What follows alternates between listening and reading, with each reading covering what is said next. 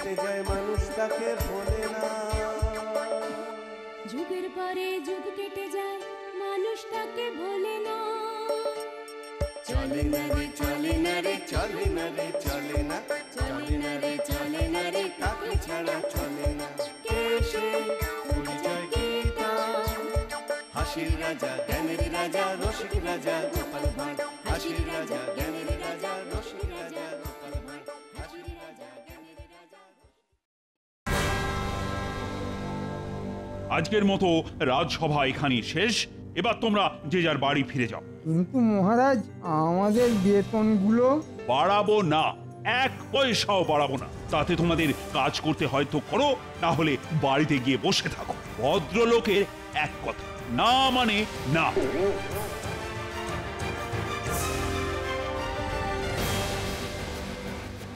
এবার কি হবে?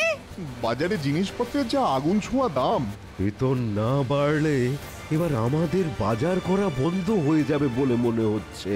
বেতন না বাড়লে ভাত ডাল ছেড়ে খেয়ে থাকতে হবে জল। বাবারে বাবা, একেবারে মরার কল। আমি তো চেষ্টা করলাম, কিন্তু মহারাজ যখন একবার না বলে দিয়েছেন তখন সেটা হ্যাঁ আর হবে না। কে বলেছে হবে না? হাল ছেড়ে দিলে চলবে না। যে করেই হোক মহারাজের নাকে হ্যাঁ করাতেই হবে। ওই অমনি গোপাল নিজের বুদ্ধি ফলাতে শুরু করে দিয়েছে। শুনুন সবাই, আমি আপনাদের সবাইকে একটা বুদ্ধি দিচ্ছি। আগামীকাল যখন আপনারা রাজসভায় আসবেন তখন মহারাজের জন্য কিছু একটা উপহার নিয়ে আসবেন। কেমন কেমন উপহার গোপাল? অন্যরকম উপহার, যেমনটা মহারাজ সচরাচর পান না। অন্যরকম উপহার? সেটা কোথায় কিনতে পাওয়া যাবে শুনি? কেনার কি দরকার, সেসব তো আপনাদের কাছেই আছে। আমাদের কাছে আছে?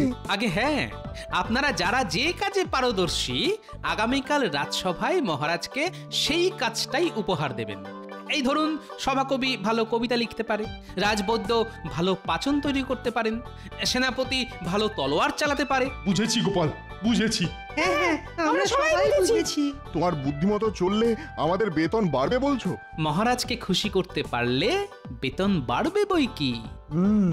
গোপাল কথাটা নেহাত মন্দ বলেন। কয়েকদিন আগেই মহারাজ আমাকে বলছিলেন রাজ্যের শেষ প্রান্তে একটা ইদারা খোঁড়ার কথা। যাই গিয়ে বটা ঘটাকে কাজে লাগিয়ে দিই। আগামীকাল রাজসভায় মহারাজকে দেখাতে হবে আমি কত কাজ করি। ও মন্ত্রী মশাই, আরে চললেন কোথায়? কাজ করতে আমি কি তোমার মতন নাকি যে খালি বসে বসে গুলতানি করব আর মাসের শেষে বেতন নিয়ে যাব? আমি হলাম রাজ্যের মন্ত্রী। আমার অনেক কাজ, বুঝেছো? চলি চলি।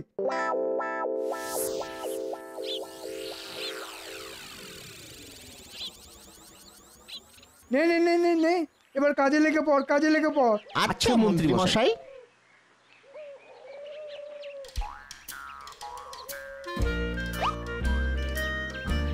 এবার বলুন তো জাহাপানা, এটা কি? এটা তো কমলা লেবু, ঠিক বললাম তো?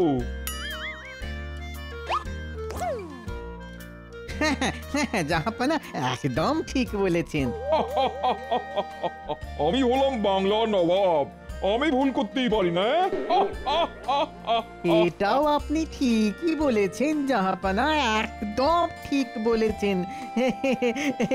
একদম ঠিক। তবে দুঃখ একটাই, কিছুতেই কৃষ্ণচন্দ্রকে কারাগারে ঢুকিয়ে কৃষ্ণনগর রাজ্যটা হাতিয়ে নিতে পারছি না। আমি বলি কি জাহাপানা, এত সহজে হাল ছেড়ে দেবেন না। যে করেই হোক আমাদের মহারাজ কৃষ্ণচন্দ্রকে কারাগারে ঢুকিয়ে কৃষ্ণনগর রাজ্যটা হাতিয়ে নিতেই হবে। ঠিক বলেছ উজির, আমি এত সহজে হাল ছেড়ে দেবো না। আগামীকাল সূর্যের আলো ফোটার সঙ্গে সঙ্গেই আমি কৃষ্ণনগরের উদ্দেশ্যে রওনা দেবো এবং সূর্য ডুবে যাওয়ার আগেই কৃষ্ণচন্দ্রকে কারাগারে ঢুকিয়ে ছাড়বো, এই আমি বলে দিলাম। হ্যাঁ? কেন জি, তোমার কি আমার উপর কোনো সন্দেহ আছে? না ঠিকই বলেছেন জাহাপানা, আপনি তো ঠিকই বলেছেন। কি বললে? না না, মানে আপনি আগামীকাল সূর্য ডুবে যাওয়ার আগে কৃষ্ণচন্দ্রকে কারাগারে ঢুকিয়ে ছাড়বেন, এটা আপনি ঠিক বলেছেন। মানে ও তাই বলো? একটুর জন্য বেঁচে গেলাম।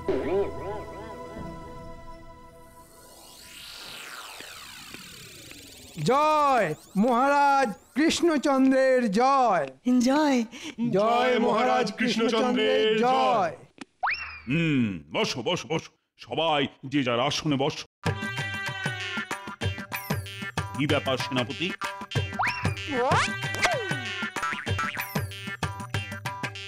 এই নিন মহারাজ, ফলাহার করুন। বাহ বাহ, দারুণ দারুণ। এমন ভাবেও যে আপেল কাটা যায় তুমি না দেখালে তো বিশ্বাসই করতাম না। ধন্যবাদ মহারাজ। দারুণ দারুণ। সেনাপতি, আমি খুব খুশি হয়েছি। তাই আমি উপহার স্বরূপ তোমার বেতন 5 মোহর বাড়িয়ে দিলাম। এবার খুশি তো? খুব খুশি মহারাজ। মহারাজ, আমি আপনার জন্য এক বিশেষ পাচন বানিয়ে এনেছি। এটা খেলে আপনার বার্ধক্য ধারে কাছে আসতে পারবে না। তার মানে আমি জীবনে কোনোদিন বুড়ো হব না? আগে না মহারাজ। মহারাজ, আমি আপনার জন্য নিজের হাতে মন্ত্র লিখে নিয়ে এসেছি। এই মন্ত্র জপ করলে আপনার উন্নতি কে আটকায়? মহারাজ, মহারাজ, আমি গণনা করে দেখেছি এই ফুলটা সব সময় সঙ্গে রাখলে বুধ, বৃহস্পতি, শুক্র, রাহু, কেতু কেউ আপনার কোনো ক্ষতি করতে পারবে না। মহারাজ, আমি আপনার জন্য নিয়ে এসেছি এক বিশেষ তালা। এই তালা রাজকোষের দরজায় আটকালে আপনার রাজকোষ মোহরে ভরে থাকবে। আমিও কিছু একটা এনেছি মহারাজ। এটা হলো শঙ্কের যন্ত্র। হ্যাঁ, রাত দুপুরে রাজবাড়িতে ডাকাত পড়লে সবার আগে এই শঙ্কের যন্ত্রই বেজে উঠবে। মহারাজ, আমিও কিছু কম যাই না। আপনি বলেছেন রাজ্যের শেষ প্রান্তে একটা ইদারা খোঁড়ার কথা। আমি বটা ঘটাকে কাজে লাগিয়ে দিয়েছি। আগামীকালের মধ্যেই ইদারা খোঁড়ার কাজ শেষ হয়ে যাবে। বাহ বাহ, সত্যি মন্ত্রীমশাই, আপনিও দেখছি কম যান না। এইবার বুঝেছি কাল মন্ত্রীমশাই কাজ আছে বলে চলে গেল কেন। মহারাজ, সবাই এনেছে উপহার, আমি কেন যাব বাদ? আকাশে সূর্য যেমন একটা, তেমনি একটা চাঁদ। কবিতা লেখাই আমার পেশা, তাই লিখেছি 2-1 কলি। যদি মহারাজ অনুমতি দেন কবিতাটা তাহলে বলি। দিলাম দিলাম অনুমতি। না, শুরু করো সভা কবি। শোনো শোনো শোনো সবাই, বলি এক গল্প। এক যে ছিল রাজা, তার রাগ যে ভারী অল্প। বাসে ভালো তাকে সবাই, 8 থেকে 80। তিনি সবার আগে দৌড়ে আসেন, মাঝরাতে উঠলে কাশি। প্রজাদের ভালোবাসেন, আগলে রাখেন তিনি।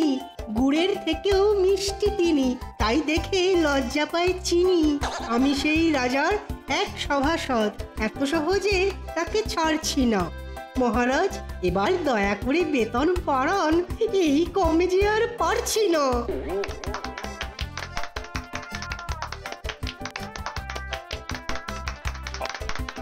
সাবাস সাবাস সভাকবি, সাবাস। তুমি একটা কবিতা দিয়ে আমার সম্পর্কে কত ভালো ভালো কথা বললে, শুনে আমার চোখে জল চলে এলো। আমি অবশ্যই তোমাদের বেতন বাড়াবো। না না না না না, সবার নয় মহারাজ। গোপাল আপনার জন্য কিছুই নিয়ে আসেনি, তাই ওর বেতন বাড়াবেন না। হ্যাঁ, সত্যি তো গোপাল, সবাই আমার জন্য কিছু না কিছু নিয়ে এসেছে, একমাত্র তুমি ছাড়া। আগে সবাইকে এই বুদ্ধিটা কে দিয়েছে একবার জিজ্ঞাসা করে দেখুন না মহারাজ। এই রে, গোপালকে বলতে দিলে চলবে না, তাহলে মহারাজ সত্যিটা জেনে যাবে। আমি যদি গতকাল... চুপ করো গোপাল, আর অজুহাত দিও না তো। হ্যাঁ হ্যাঁ, এবারে সব বন্ধ করো। আমি সভাকবির কবিতা শুনে আপ্লুত এবং তোমাদের কাছ থেকে উপহারগুলো পেয়ে খুবই খুশি হয়েছি।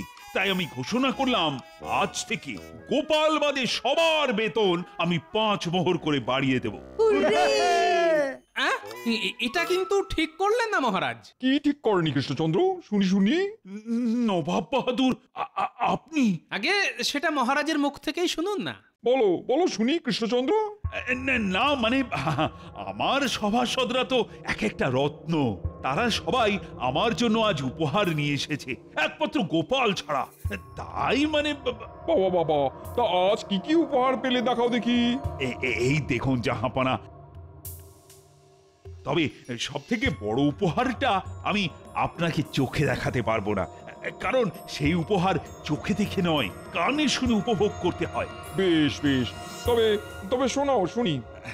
আপনি তো জানেন নবাব বাহাদুর, আমার রাজসভার সদস্যদের মতন সভাসদ গোটা বাংলায় কোনো রাজারই নেই। আমি রীতিমতো গর্ববোধ করিয়ে দিই সবাইকে নিয়ে। আজ আপনাকে তার একটা ঝলক আমি দেখাবো। শোনাব। রাজসভার সভাসদদের নিয়ে কৃষ্ণচন্দ্রের বড্ড দিমাগ হয়েছে দেখছি। সভাকবি আজ এমন একটা কবিতা লিখে নিয়ে এসেছে যেটা শুনলে আপনি আপনার চোখের জল ধরে রাখতে পারবেন না, আমি কথা দিলাম। এই সুযোগ জাহাপনা, কৃষ্ণচন্দ্রকে চেপে ধরুন। বুঝেছি হুজির, বুঝেছি। তাই নাকি? আর কবিতা শুনে যদি আমার চোখ দিয়ে জল না বেরোয় তখন? না না না না না, এই কিছুতেই হতে পারে না। সভাকবির কবিতা শুনে আপনার চোখ দিয়ে জল না বেরোলে আপনি যা বলবেন আমি তাই করব। বেশ, কবিতা শুনি আমার চোখ দিয়ে জল আর করতে না পারলে আমি তোমাকে কারাগারে ঢোকাবো কৃষ্ণচন্দ্র, সঙ্গে সঙ্গে তোমার রাজসভার সব সদস্যদেরও, বুঝেছো? হ্যাঁ নয় হ্যাঁ, একটু আগেই তুমি বলেছো সভাকবির কবিতা শুনে আমার চোখ দিয়ে জল না বেরোলে আমি যা বলবো তুমি তাই করবে। নাও নাও এবারে বোঝো ঠেলা। একেই বলে গোদের উপর বিষ ফোঁড়া। মহারাজ, আপনি নিজের হাতে নিজের কবর খুঁড়লেন। তুমি চুপ করো না গোপাল। আমাদের সভাকবি কবিতা শুনিয়ে নিজের বেতন যখন বাড়াতে পেরেছে তখন নবাব বাহাদুরকেও নিশ্চয়ই কাঁদাতে পারবে। সভাকবি, শুরু করো তোমার কবিতা। হ্যাঁ, তবে করি শুরু। বুক করে দুরু দুরু। শোনো শোনো সবাই, বলি এক গল্প। এক যে ছিল রাজা, তার রাগ বড় অল্প। বাসে ভালো তাকে সবাই, 8 থেকে 80। তিনি সবার আগে দৌড়ে আসেন, মাঝরাতে উঠলে কাশি। প্রজাদের ভালোবাসেন, আগলে রাখেন তিনি। গুড়ের থেকেও মিষ্টি তিনি, তাই দেখে লজ্জা পায় চিনি। আমি সেই রাজার এক সভাসদ, এত সহজে তাকে ছাড়ছি না। মহারাজ, এবার দয়া করে বেতন বাড়ান, এই কমে যে আর পারছি না। দূর, চোখের জল তো এলোই না। এ তো তোমার জয়গান করছে, আমার কি? চলো কৃষ্ণচন্দ্র, এবার কারাগারে ঢুকবে, চলো। নবাব বাহাদুর, দয়া করে এত তাড়াতাড়ি কোনো সিদ্ধান্ত নেবেন না। আমি বলি কি, আপনি আমাদের একটা দিন সময় দিন। কি করবো জির? দিয়ে দিন সময়। আপনি তো জানেন আপনি না চাইলে আপনার চোখ থেকে এক ফোঁটাও জল পড়বে না, সে যত ভালোই কবিতা হোক না কেন। ঠিক বলেছো উজির, বরং সময় দিয়ে কৃষ্ণচন্দ্রকে একটু চাপে রাখা যাবে। ঠিক আছে, বেশ বেশ, আমি আজ কৃষ্ণনগরী থেকে গেলাম। আগামীকাল কবিতা শুনে তবেই মুর্শিদাবাদে ফিরবো। চলো চলো উজির, চলো।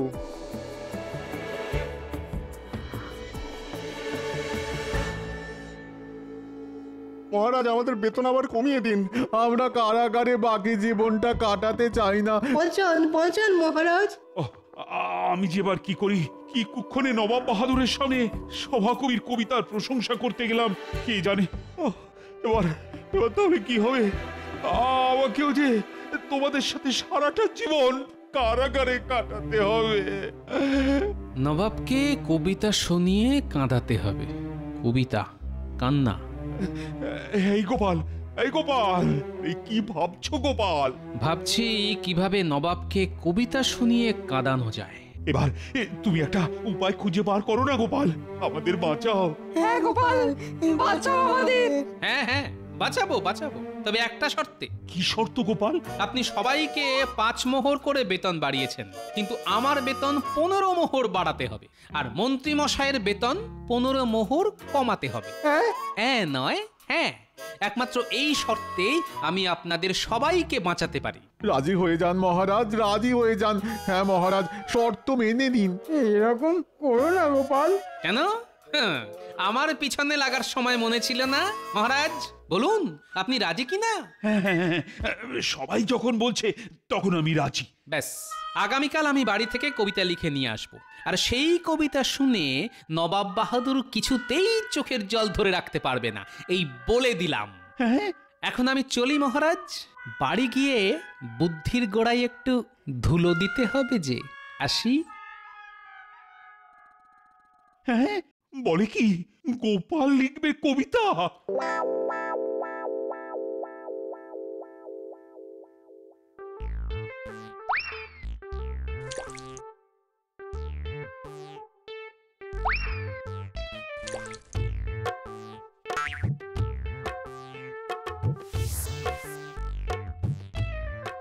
আহ কি করছো গিন্নি? বলি চোখে দেখতে পাচ্ছ না নাকি কি করছি? সন্ধ্যাবেলা লোক কি করে শুনি? বেশ বেশ বেশ, সন্ধে দেওয়া হয়ে গেলে আমাকে একটু মুড়ি মেখে দিও তো। মহারাজ মহা বিপদে পড়েছেন বুঝলে। মুড়ি খেয়ে পেট না ভরালে মহারাজকে বাঁচানোর বুদ্ধি কিছুতেই মাথায় উঠে আসবে না। এ কি যা, কি হলো গিন্নি? কি আবার হবে? প্রদীপের তেল শেষ। এই তোমাকে গতকাল বললাম না বাজার থেকে সর্ষের তেল নিয়ে এসো, এনেছিলে? এই রে যা, একেবারে ভুলে গেছি।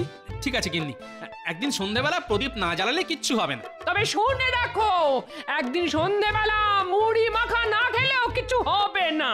হ্যাঁ নয়, হ্যাঁ, শুধু প্রদীপ জ্বালাতে নয়, মুড়ি মাখাতে গেলেও সর্ষের তেল দরকার। না না, আমি এক্ষুনি যাচ্ছি বাজারে। তুমি দাঁড়াও গিন্নি, আমি ছুটতে যাব আর দৌড়ে আসবো।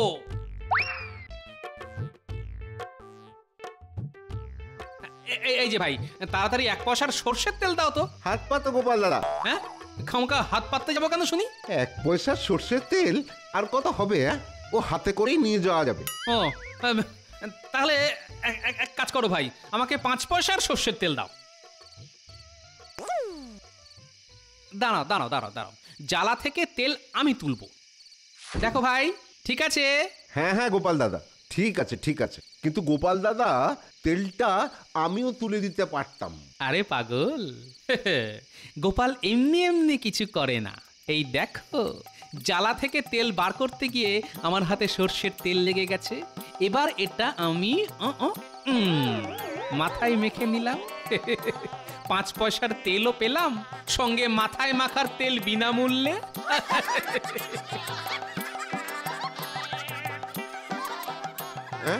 সত্যি গোপাল দাদার কত বুদ্ধি। এই নাও গিন্নি, বাজার থেকে একেবারে খাঁটি সর্ষের তেল নিয়ে এসেছি। যেমন ঝাঁজ তেমনি রং। বেশ করেছো, এবার গিয়ে একটু বসো, আমি সন্ধেটা দিয়েই তোমাকে মুড়ি মেখে দিচ্ছি।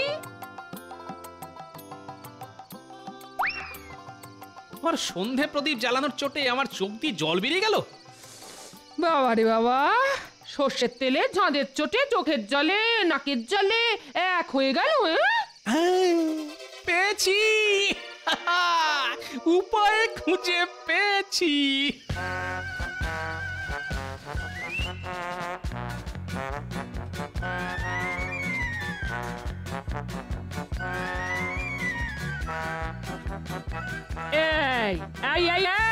কি করছো এটা তুমি?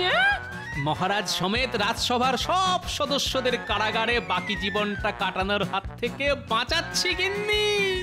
এটাই হলো আমার মোক্ষম অস্ত্র। না, এবার মুড়ি খেয়ে কবিতাটাও লিখে ফেল। কাল একেবারে কাক ভোরে আমাকে একবার রাজবাড়ি যেতে হবে।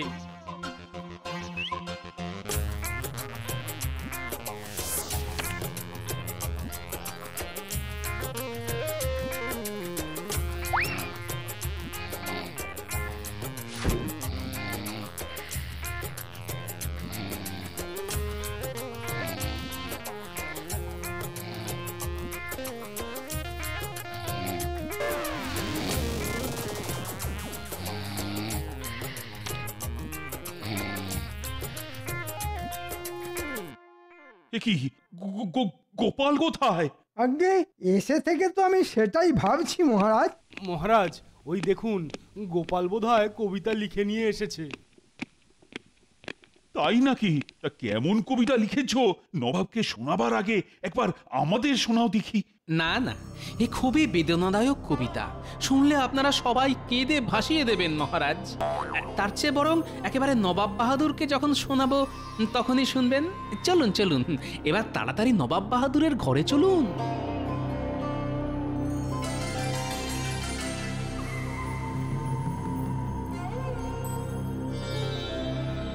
আমি এসে গেছি নবাব বাহাদুর, আপনাকে কবিতা শোনাতে। আমি সবে স্নান সেরে বেরোলাম, আগে জামা কাপড় পরে তৈরি হইনি, এই তারপর তোমার কবিতা শুনবো। না না না, আমার কবিতা এখনই শুনতে হবে। আপনি বরং জামা কাপড় পরে তৈরি হতে হতে আমার কবিতা শুনুন। বেশ, শোনাও শুনি, তবে আমার চোখ দিয়ে এক ফোঁটাও জল পড়বে না, এ আমি আগে ভাগে বলে রাখলাম। সে তো সময়ই বলবে নবাব বাহাদুর। তবে শুরু করি আমার কবিতা। আমি গোপাল, আমি ভালোবাসি মাছের ঝোল, সামনে দাঁড়িয়ে নবাব, উনি চোখে পড়ে কাজল। এই আমি চোখে কাজল নয়, সুরমা পড়ি। তাই নাকি? তবে একবার পড়ে দেখান দেখি, আমি সেই ফাঁকে বাকি কবিতা পড়ে ফেলি। শুরু করি তবে? হ্যাঁ, শুরু করো। নবাব একজন ভালো মানুষ, নুন দিয়ে খান লুচি, হঠাৎ করে লাফিয়ে ওঠেন, পড়লে দাঁতে পাথর কুচি। পাশে দাঁড়িয়ে উজির বেটা মুচকি মিচকি হাসে, খাওয়ার পরে গাধার মতন মুখ ঘষে ঘাসে। কি বললে? আমি গাধার মতো ঘাসে মুখ ঘষি? এই গোপাল, এসব তুমি কি লিখেছো? কেন মহারাজ, বেদনাদায়ক কবিতা লিখেছি। তাকি দেখুন, আমার কবিতা শুনে নবাব বাহাদুরের চোখ দিয়ে কেমন টপ টপ করে জল পড়ছে।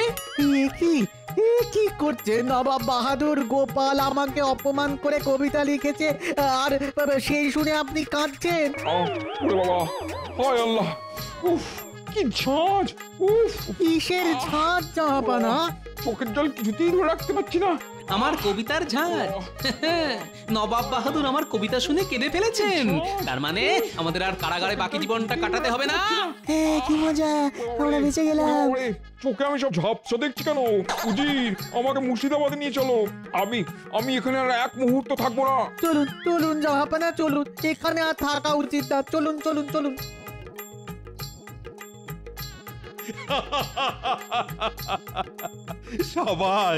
সাবাস গোপাল, সাবাস। বলি, কি করে করলে এই অসাধ্য সাধন? আগে সব রহস্য এর ভেতরেই আছে মহারাজ। এটা তো সুরমা। আগে না, এটা হলো খাঁটি সর্ষের তেলের কালি। গতকাল রাতে প্রদীপের উপর পাতা ধরে এই কালি আমি সংগ্রহ করেছি। এই কালির এত ঝাঁজ যে নবাব বাহাদুর মুর্শিদাবাদে ফিরে গেল আজ দিনটা চোখে ঝাপসা দেখবেন। বুঝেছি গোপাল, বুঝেছি। তার মানে নবাব বাহাদুর চোখে জল তোমার কবিতা শুনে নয়, তোমার সংগ্রহ করা কালি মেখে এসেছে। একদম ঠিক ধরেছেন মহারাজ। মহারাজ, এবার আমার বেতনটা 15 মোহর বাড়িয়ে দেবেন তো মহারাজ? দেব। আজ তুমি আমাদের সবাইকে বাঁচিয়েছ। আজ থেকে গোপাল ভাঁড়ের বেতন 15 মোহর বাড়লো, আর গোপালের দেওয়া শর্ত অনুযায়ী মন্ত্রীর বেতনও 15 মোহর কমলো। আমার বেতন কমে গেল। এবার আমার ট্যাক্স হয়ে যাবে খালি।